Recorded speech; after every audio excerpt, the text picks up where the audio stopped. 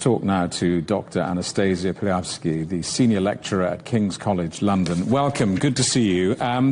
What are the key areas where India is trying to reduce dependency? Well, I actually think that Modi is trying to appease his crucial electorate in these statements rather than actually trying to decrease dependency.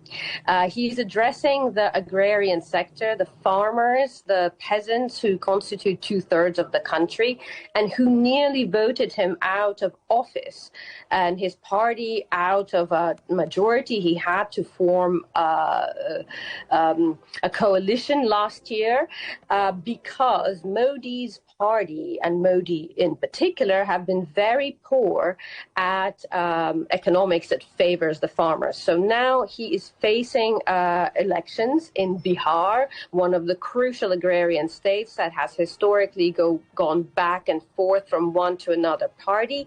And the tariffs that Trump now threatens India with are politically extremely sensitive. Right. So that's what's going on. I think we really need to differentiate between public rhetoric and what's happening behind the scenes and the kinds of concessions that Trump is making Modi make in terms of buying Russian crude vis-a-vis the threat of these tariffs, which would hurt very, very badly because even though India's trade with the United States it's about 18%. It's sizable, but it's not and nowhere near even a major sort of portion of the market. The things that India trades, the things that India sells to the United States are very much agrarian. So there's rice. It's also textiles, not just rice and spices, but textiles.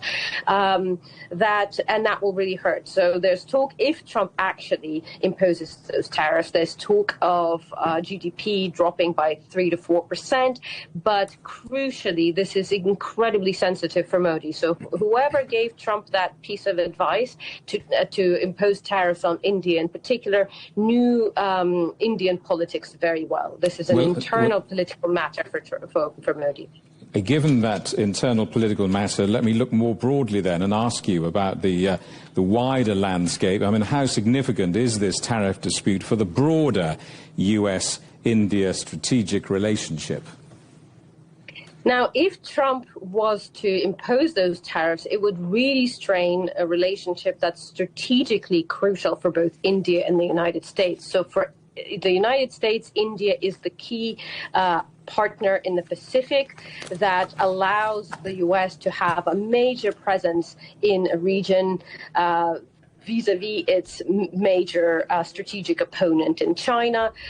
So it's really important, and it would be a very bold move for Trump, a very sort of to strain the relations with that absolutely crucial partner. For India as well, relations with China have been fraying.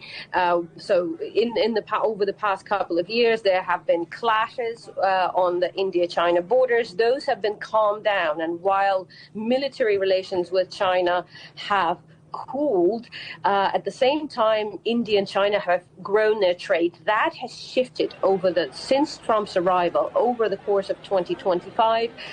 China, which Modi was actually drawing Chinese engineers, he was drawing in the Chinese both to invest in infrastructure projects but also to bring their engineers to build up India's crucial infrastructure and to help it industrialize, because given climate change, given India's vulnerability to climate change, the industrialization is absolutely essential. And Modi actually quietly, while being strategically opposed to China, was building that relationship.